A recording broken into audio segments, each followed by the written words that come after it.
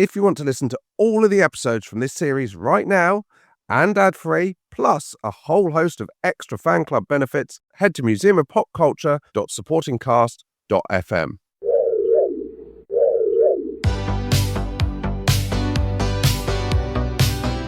Welcome back to part 3 of David Hasselhoff and the Fall of the Berlin Wall. Things were about to get very strange for the Hoff, as cracks appeared in the stability of the Soviet Union, David's personal life, and quite literally, the Berlin Wall itself. It's the 4th series of Knight Rider. Right. Ratings are falling. It's quick, isn't it? Yeah, but the thing is, it is one idea. Well, that's interesting. We will come to that because that is what happens, basically. Did you watch Knight Rider? I did as a little kid, but not to the point where I would have known which series I was watching because I was very little when it was on the telly. Yeah. But yeah, I did watch Knight Rider.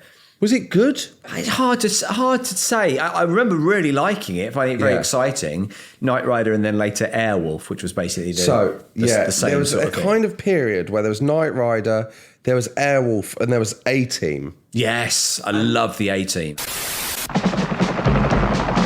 10 years ago, a crack commando unit was sent to prison by a military court for a crime they didn't commit. These men promptly escaped from maximum security stockade to the Los Angeles underground. Today, still wanted by the government, they survive as soldiers of fortune. If you have a problem, if no one else can help, and if you can find them, maybe you can hire the A-Team.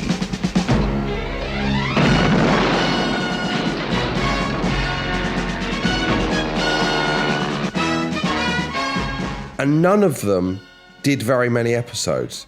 And the reason is they were all very one-note concepts. Formulaic, yeah. Formulaic. So it's like, great idea, but where do you take it? So by the 4th series, the audiences are getting quite tired of Knight Rider. It was a bit like the end of Friends with the A-Team. They all started dating each other. Is that right? No, of course. Mr. T got off with Hannibal, and that caused a real problem because Howard Mad Murdoch kind of fancied him and he never mentioned it. Like, by series 2 of Knight Rider, to give you an idea of how much they were struggling, by series 2, there's a evil rival called Garth Knight. Garth Knight? As opposed to Michael Knight. Yeah. Do you want to guess who played him? Oh, it's not Tom Selleck, is it? It's not his arch rival, Tom Selleck. It's David Hasselhoff. Oh, of course, it was an evil twin. He just sticks He's Michael Knight's evil twin. with a little beard stuck on him or something like that. Hasselhoff's dad says, Michael Knight's evil twin is a better actor than Michael Knight. Bit of fun. It's a bit of fun. We can all enjoy it. Bit of family fun. Yeah. You're out of your mind. No, but you may be. You see, African prisons can have that effect on a man's mind. Prison? Precisely. Same hellhole I was subjected to. Well, my father turned his back on me and gave you everything that was rightfully mine. So basically, shortly before the filming of season 4, I'm willing to accept that change. Tartikoff, the head of NBC Entertainment, calls Hasselhoff into his office and says, this is it. This is the final season. Which must have been hard for him as well because it was his idea. It was his idea. But he's when having you've to got kill as his many baby. good ideas as he has. Yeah, he's amazing. He's fine. Hasselhoff's not. Hasselhoff goes home and cries. There you go. You can understand that. And he says, look, for the final episode, I want my character to get married. Okay. And I've got a great proposal idea. The episode is called The Scent of Roses, and it basically involves the bride and groom. They've exchanged vows. We should just say the bride and groom, both humans. Both humans. He doesn't fuck the car. He doesn't stick it up the exhaust pipe. What a twist. What a twist. Because If you looked into the Leave It to Beaver house and David Hasselhoff was fucking a car, you would go, do you know what? Yeah. This is the best guided tour I've ever been on. It's like moonlighting, you know. Michael Knight and Kit was a will they, won't they story for the whole way through. So he's getting married to a human woman. Take the human woman, yeah. And then a gunman shows up to kill someone. And Stevie, the wife, seeing that Michael is directly in the line of fire, shields him with her body, which I don't think is the way it's meant to work. I describe the that as age of chivalry is dead. classic Hasselhoff. Michael Knight's there, and she, no! He got the first draft. He went, yeah, I love everything about it. But the bit where I throw myself in front of the woman to save her life, I don't really... Yeah. You've got to understand. No one's buying that. And now by the authority that's been given unto me, I now pronounce you husband and wife. You may kiss your bride.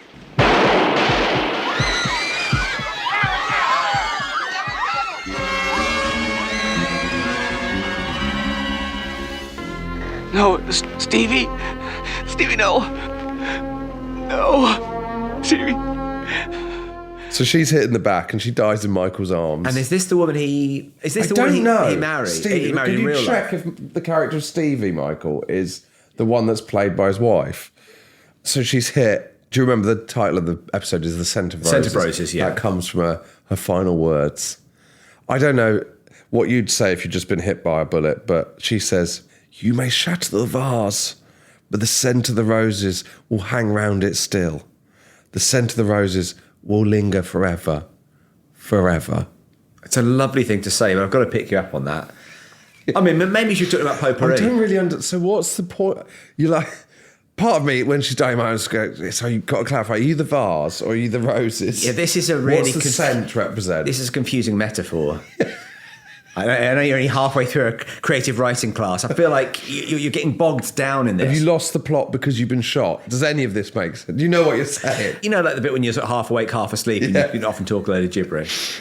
So that's the episode he wants. NBC do make that episode, but they meet him halfway.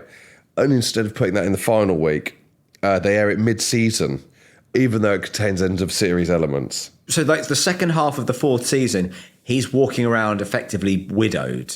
Yeah. And going through the grieving process. Yeah, exactly. That's just quite sad. Yeah. Stevie is played by Catherine. Yeah, so yes. it is the wife. So it's, yeah, okay. Yeah, okay. So that's something. He's married her twice. On the first one, they've almost been in a car crash. On the second one, she saved his life by getting in the way of a shooter. He's got the chance to marry her, but also, crucially, he's got a chance to murder her as well. Exactly, so, you achieve the things in art you can't in life. Airwolf and A-Team were the other two we talked about. Yeah, Airwolf lasts 3 series, A-Team 5. So it is this kind of situation, which is the stronger and the simpler the concept, basically the faster it burns. Yeah. Hence, Coronation Street. There's no real concept. There's no concept. There's no concept. Street. But you do get that with TV shows where the initial very specific premise has to go if you want to kind of make it longer. Yeah, absolutely. Like I always remember with Spaced, it was about them pretending to be a couple, but then quite quickly you're like, oh, that actually... So it doesn't really matter, does it? Doesn't really matter. I guess it's a bit like Breaking Bad, even though it is all about him being a drug dealer. The sort of going from teacher to drug dealer thing isn't really that important after all. It's just him being like a normal guy who's a... Yeah, so maybe they should have just written out the car. Yeah, absolutely. The car was what was holding it back. But Knight Rider has got a legacy in that they've tried to bring it back 3 times. Are you aware of any of the relaunches of Knight Rider? No, I'm not, no. So in 1991, which was 5 years after it, they tried to do Knight Rider 2000. Okay. Which would have seemed really futuristic in 1991. I'm about to read the most American sentence that you've ever heard. It was set in a dystopian near future where handguns are banned. Oh my God, what a dystopia. Don't read any more, I'm already feeling nauseous. Isn't that awful? Yeah. That's the sort of thing I have nightmares about. That I can't have my... Nightmare Rider? Nightmare Rider, yeah. The gun under my pillow has been taken away. The by cold, gun fairy. hard gun has been banned. And Michael Knight and Kit must save the citizens of Seattle from a wave of gun crime that the police are powerless to stop. It's basically a party political for the NRA. Yeah. And they do succeed, but the film doesn't. Lukewarm reviews, and it's not enough for a series. But that's not with Hasselhoff. That's not with... I don't know if that is with Hasselhoff, actually. Yeah, I think it is with Hasselhoff. Okay, right. The second one is 1997, which is Team Knight Rider, and that's 5 flag agents, each with their own talking vehicles. Great. And there's a Charlie-esque unseen figure, like Charlie's Angels unseen figure. Yeah. They receive their missions from. Who do you think it is? Because you're meant to think that it's Michael Knight. Okay. But it's actually Kit. Is it? It's the car.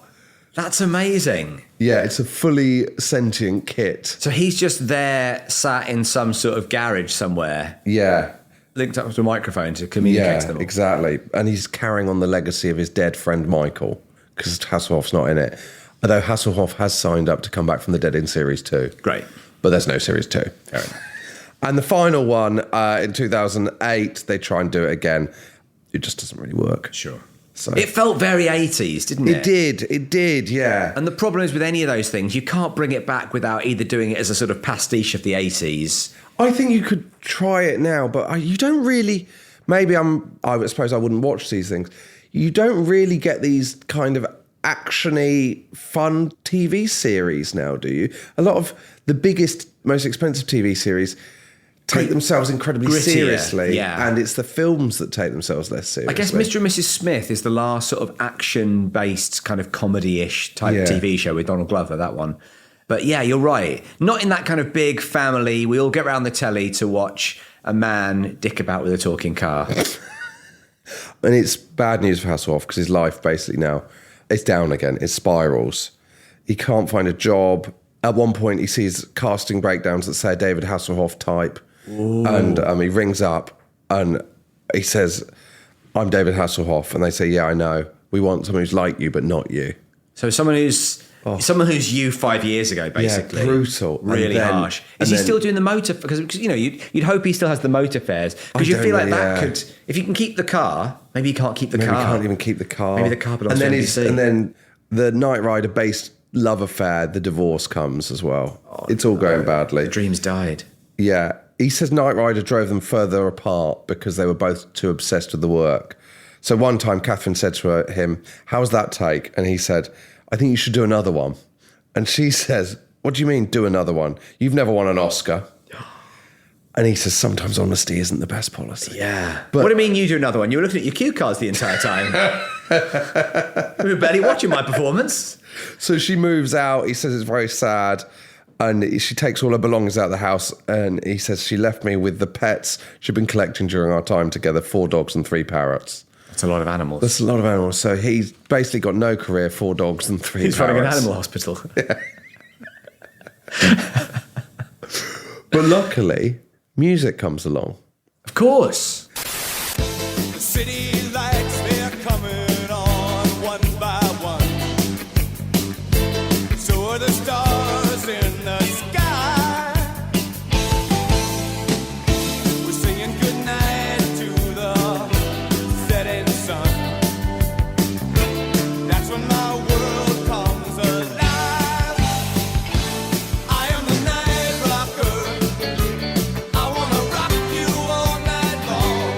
I am the night rocker. I wanna love you with my song. It's a sweet lullaby, and I know you want to fly. So come, let's fly away. I am the night rocker. So he had released a debut album during Knight Rider called Night Rocker. Clever. Yeah. This is the thing about him. He knows what's making him successful, and he doesn't try and sort of dilute the brand by doing loads of different He's projects. not artsy, is he? No, he's not artsy. He's not like, oh, I'm going to do this under an assumed name and wear a mask. Yeah, He's exactly. absolutely like, oh, the guy you like from this thing is now doing this thing. Yeah. And so he doesn't do very well in the USA. The whole thing's looking bad for him. Yeah. And then his agent calls and says he's got to have lunch with a woman called Nikki who's won a lunch with David Hasselhoff at his house. Well, And it's he's good like, news his agent's not dead. It's good. But the work that's coming in isn't great. It's brilliant. It's always nice when the agent calls. Yeah. I've got your lunch with an executive. No, a fan in your own house. Isn't this quite a sort of dangerous situation you're putting us both in? Yeah, but it's not the Leave It to Beaver house. It couldn't be worse at this point for Hasselhoff. And then Nikki turns up and she says to him, your music is very popular where I come from. That sounds like she's in the future. She's turns out she's from the future. Her ship arrives on his lawn. She comes out in a silver suit, surrounded by smoke. She says, meet Moop. No, so she comes in and she says, it's very nice to meet you. Your album, Night Rocker, is #1 in my country. So she's travelled from another country to meet him. LA to have lunch with David. Oh, why wouldn't And he goes, where's your country? And she says, Austria. And he says, where is Austria? Is that where they film Neighbours? I've heard of it. Oh, great. Sunny. I love that. And And she shows him on a world map, which is insane. Which, by the way, would make sense now because you go, I got my phone out, I showed him on Google Maps, but she happened to have a globe with her. that was actually how she was navigating her way to Los Angeles. Yeah. And he calls the magazine that's given the prize and asks them to suggest a concert promoter because they're an Austrian magazine. And he books a 14-day tour of Europe. He's smart. He knows what he's doing. Who does he bring with him? He brings the car with him. The car, of course he brings the car with him. Yeah. So him and Kit head across to Europe, and within weeks he's selling out concerts in Austria, and he's #1 in Germany and Switzerland too. That's wild. That's amazing. Yeah. He flies over the Berlin Wall at this point.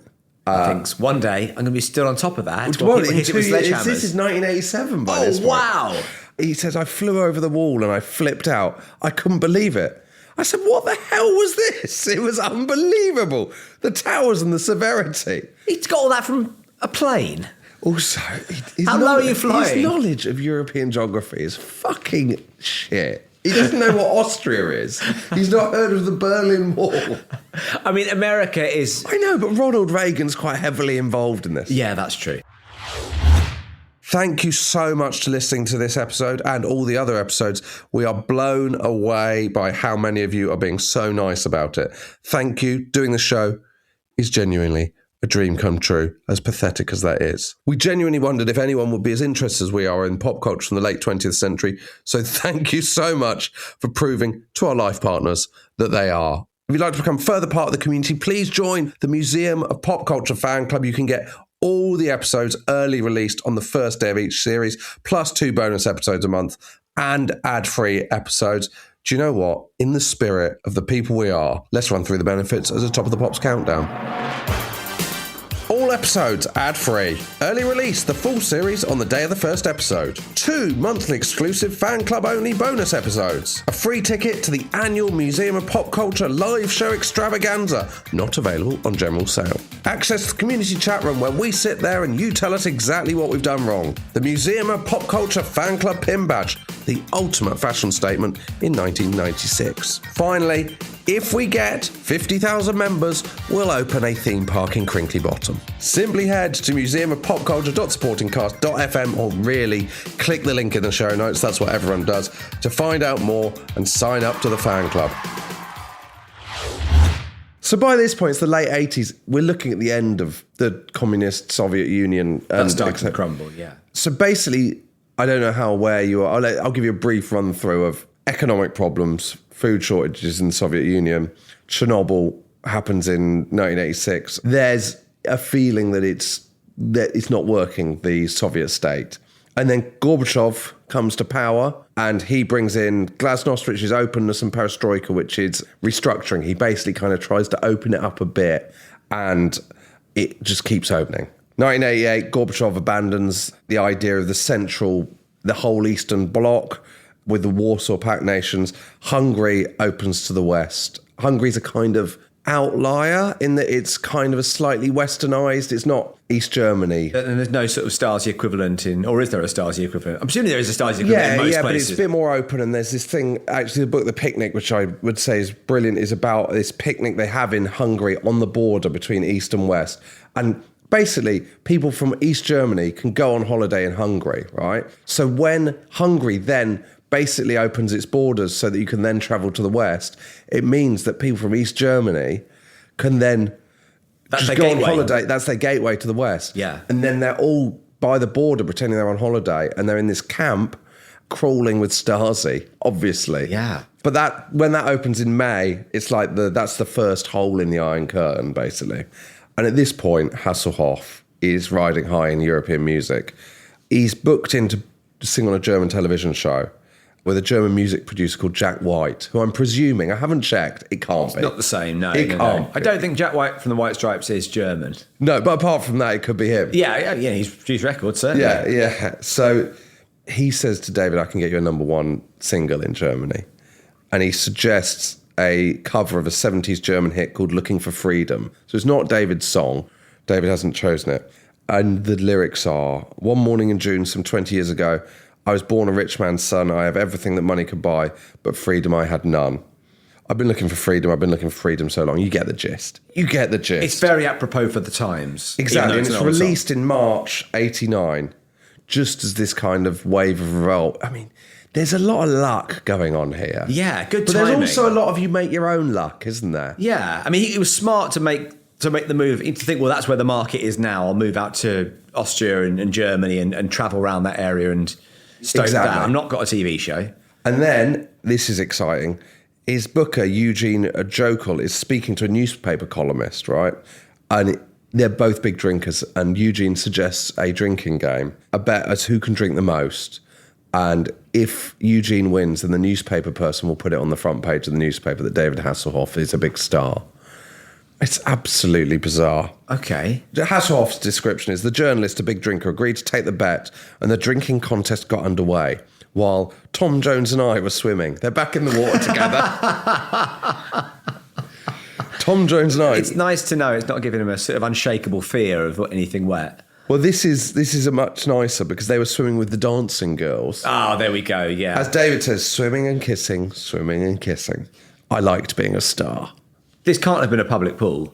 I hope it wasn't. No, because, there's no heavy petting. No, even for a big star like Tom Jones and David Hasselhoff. Yeah. We were also ducking, diving, bombing. I came down once or twice to check on Eugene. He was in the bar drinking away. But when I went back at 3 a.m, I found him asleep at the table.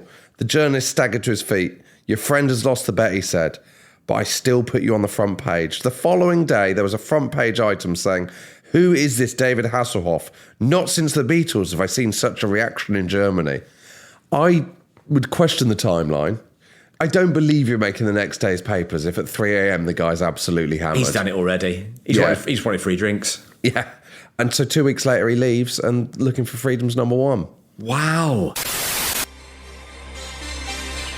One morning in June some 20 years ago, I was born a rich man's son. I had everything that money could buy, but freedom I had none. I've been looking for freedom. I've been looking so long. It does 8 weeks at number one. It's a big year in number one songs in Germany. This is West Germany, just to be clear. Yeah, of course. You've got Roxette, The Look. You've got Jive Bunny and the Master Mixers doing Swing the Mood. You've got The Lambada. You've got Another Day in Paradise by Phil Collins. These are huge hits. Huge hits. But it does over 1 million copies. It's at number one for 8 weeks. Hasselhoff then visits East Germany as part of this. He says, we were heading in the direction of Alexanderplatz when 2 teenage girls came up to me and said, David Hasselhoff. Hi, you know me? They had a little English and I figured they must have seen Knight Rider. Do you watch the TV? A talking car? One of the girls looked at me quizzically. A talking car? Know your song. Imagine what they were thinking at this point. There's nothing worse than trying to explain to somebody who you are. Yeah. And especially if the answer is, I'm famous for talking to a car. Yeah. And she was like, no, your song's big. This is in East Germany. She sings I've been looking for freedom, so it's crossed into East Germany. Presumably they'd sent the pensioners out and said, get me some David Bowie records. They got confused. They brought back David Hasselhoff. Exactly. I'll listen to this instead. And then he does a freedom tour, September 1989. And he, as part of the tour, he comes up with the idea of destroying a wall on stage. Right. I don't think he's coming at this from a political perspective so much as optics. Yeah. Because he recreates it out of styrofoam bricks. How does he destroy the wall? Does he drive the car through it? Correct. Of course he does. Of course he drives With the car through it. With freedom written on the car. Oh, I love it. It's absolutely a newspaper cartoon of That's so metaphor. good. Yeah, it's Brant the physical cartoonist, isn't it? And as you said earlier, with all anecdotes, he writes, the crowd went wild. Everyone on their feet, applauding, tears in their eyes. How do you know you're in the car? And this is the thing, David Hasselhoff, there's a lot of, did music bring down the Berlin Wall, right? And Hasselhoff is probably the person you associate with. There's a lot of people that have got a say in music bringing down the Berlin Wall. So there's a guy called Wolf Biermann, who was basically born in the 30s under Nazism in West Germany. In 1953, he's like living in West Germany, but he believes in communism. So he moves to the East and they recognise his talent for music and he becomes a big musician, but he's considered an enemy of the state because he kind of criticises government policy. Despite this, they give him a licence to tour West Germany. and he does a gig in Cologne that's on TV, and he sings a song where he says the barbed wire grows slowly inward, deep into the skin, into the chest and legs, into the brain and into its cells. And his next scheduled show, he's waiting for it, and on the radio he hears that he's been expatriated. Oh no! Yeah, he's just stuck in West Germany then. Which is not what he wants at all as a... Well, he's a communist, but he doesn't believe in the way the state operates. He's not a government sympathiser. Yeah. And basically loads of German artists and writers, they start protesting, possibly the Stasi join and fill up the numbers as well. And on the Autobahn from Berlin to Leipzig, there's the word Biermann everywhere. And basically, a lot of people think this started a chain reaction. So there's an argument that Wolf Biermann's actually more influential than David Hasselhoff in this. Yeah, but I haven't worked with him. No, exactly. Got no stories to tell that on that side of the game, yeah. And then there's David Bowie. David Bowie, yeah, in Berlin. He lived in Berlin with Iggy Pop. He says, both Iggy and I thought it might be time to clean up from drugs. So we're very smart in our decision and went to the heroin capital of Europe. And there's also a thing, I think, where he makes Iggy Pop move out of his house because Iggy Pop's too messy and steals stuff from the fridge when they're in Berlin. I mean, come on. You've moved in with Iggy Pop. You've moved in with, it's not like you're moving in with Kim and Aggie. No, exactly. Obviously writes Heroes, which is kind of about the Berlin Wall, or certainly based around his Hansa Studios, which overlooks the Berlin Wall. And do you know what the kiss referenced in Heroes is? No, I don't. So Tony Visconti, the producer, and one of the singers are having a kind of relationship. Bowie's trying to write the lyrics, he can't concentrate. He says, can you two leave? And they go out and they have a kiss outside behind the studio by the Berlin Wall. They come back and Bowie's like, oh, I watched you kiss and I've written it into the song. It's actually quite weird. It's a bit creepy. Creepy. I tell you what, I haven't had an evening like this since I looked in through the window of the Leave It to Beaver house. But he does a gig in Berlin in 1987 and 70,000 people gather in the gig in the East, but there's like a crowd in the East that can hear the gig. You know when you're outside a festival? Oh, yeah. And the crowd start chanting, the wall must fall. So many have said that was part of it. So we can get a good view of David Bowie. Yeah, exactly. We can't see anything. That's why you've got to get rid of this wall. This is absurd. Or at least drill a few holes in it. We can have a look through. Mike Leavis was eyeing it up, going, well, this is what I need. This is what stops people getting in. Yeah. Sales of periscopes going through the roof. 1988, the year after, Springsteen plays a gig in East Berlin. Oh, right. Okay, wow. He gives a speech in German, which he's got written phonetically. He says, I'm not for or against a government. I've come to play rock and roll for you in the hope that one day all barriers will be torn down. And it's transmitted on TV, but they do it with a delay, so they cut that out in East Germany. So there's a kind of weird thing where Western bands are playing in the East. Have you heard of when Wham went to play China in 1985? I sort of vaguely remember this, yeah. What this happened? Is astonishing. So before Wham, there's an opening singer called Cheng Fiang who sings Wake Me Up Before You Go Go, the Wham song, but reworded with pro-Chinese communism lyrics. You can't do that for two reasons. Firstly, don't go on and do the headliners material. Exactly. Number one. And secondly, don't repurpose it for your own political gains. So the lyrics are, wake me up before you go, go. Compete with the sky to go high, high. Wake me up before you go, go. Men fight to be the first to reach the peak. Wake me up before you go, go. Women are on the same journey and will not fall behind. It's not as snappy as George and Andrew's version. No, but it's good, isn't it? Yeah. And then all the crowd, they get a cassette tape with on one side the Wham songs and on the other the Chinese covers of them. Wow, okay. Basically, they take the stage with an 11-piece band, and the problem is the crowd stand absolutely motionless throughout their performance. Because they don't know how Because they've never been to a concert before, Yeah. so they don't know how to respond. They don't know how to be respectful. And during Club Tropicana, he tries to get them to clap along, George, but they can only do soft applause because they're worried about behaving out of turn. George says, it was the hardest performance I've ever given in my life. I couldn't believe how quiet the crowd was at first. I didn't realise they weren't clapping because they thought we were begging for applause. And I didn't realise that they weren't good at clapping in time to Western music because their sense of rhythm is different to ours. Yeah, of course. Timings of Chinese music is different to... Exactly. They can't keep a 4/4 beat. They can't keep it... Wake Me Up Before You Go Go is too musically intricate.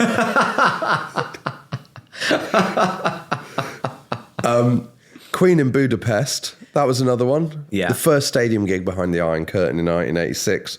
And it's mainly notable for them attending a dinner before with officials, Hungarian officials, and the press. Halfway through the meal, Freddie Mercury, leans across the table to a drunk Hungarian woman and asks her how big her vagina is. Vagina's not the word he used. No, of course not. And he says, "Can you get it over your head, dear?" This causes much consternation with the interpreter. And then, surely in that instance you just go, "Oh, he's just asking where did you get your dress Yeah. from? Is it, Yeah. is it Dorothy Perkins? That's really nice." Roger Taylor forces Freddie to apologise. Good on you, Roger Taylor, Good on because you. I think, like, we love Freddie for his flamboyance, but there's got to be a line drawn somewhere. A bit of blue is yeah, absolutely, a bit of blue with the right crowd. Play the gig that's in front of you. Exactly. Come on, Freddie. A joke's a joke. Behind me stands a wall that encircles the free sectors of this city, part of a vast system of barriers that divides the entire continent of Europe. General Secretary Gorbachev, if you seek peace, if you seek prosperity for the Soviet Union and Eastern Europe, if you seek liberalization, come here to this gate. Mr. Gorbachev, open this gate.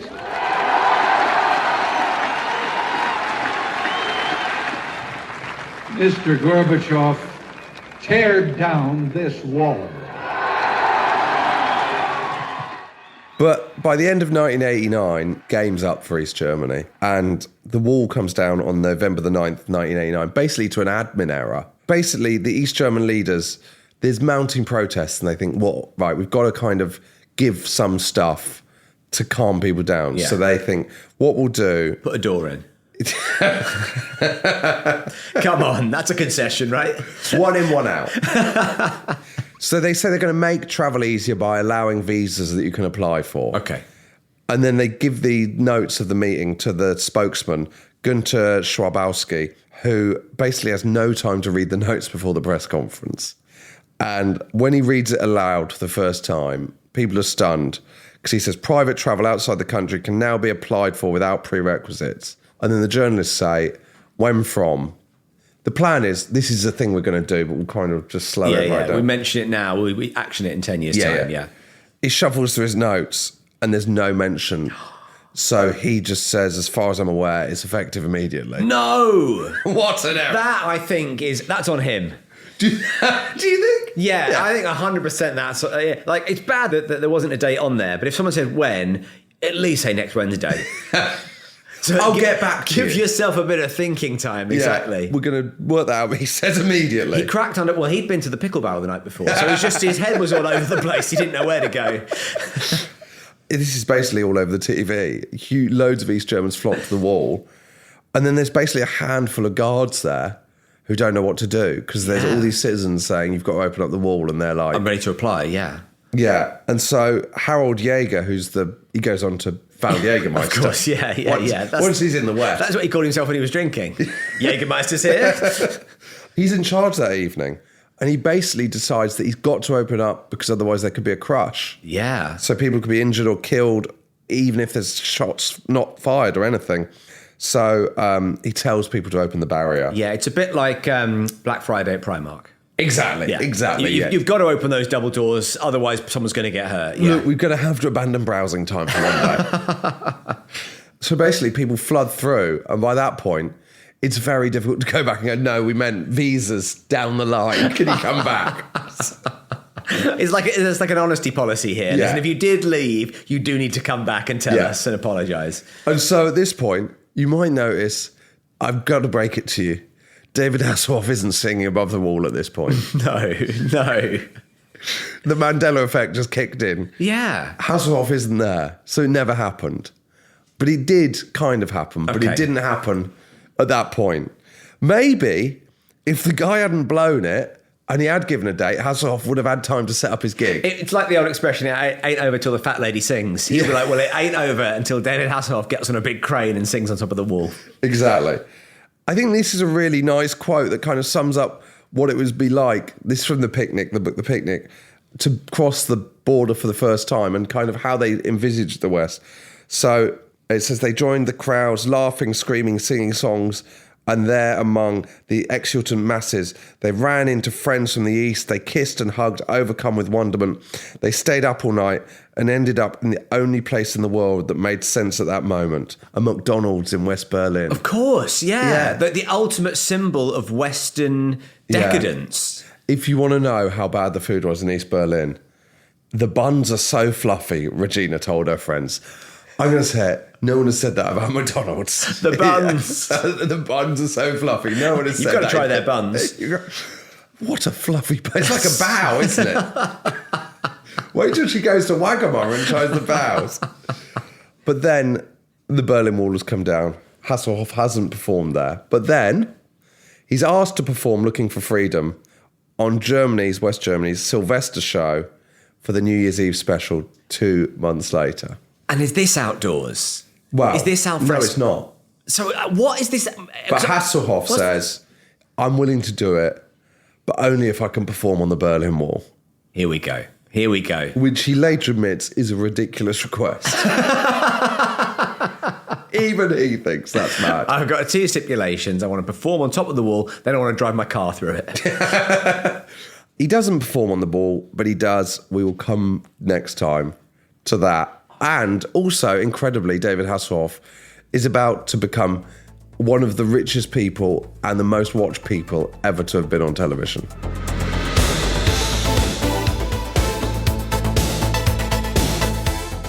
That's it for part 3 of David Hasselhoff and the Fall of the Berlin Wall. If you want to hear the final part now and get plenty of other goodies, ad-free, bonus episodes, etc., you can get all the episodes to the series right now. You can sign up right now to the Museum of Pop Culture fan club, museumofpopculture.supportingcast.fm to do that.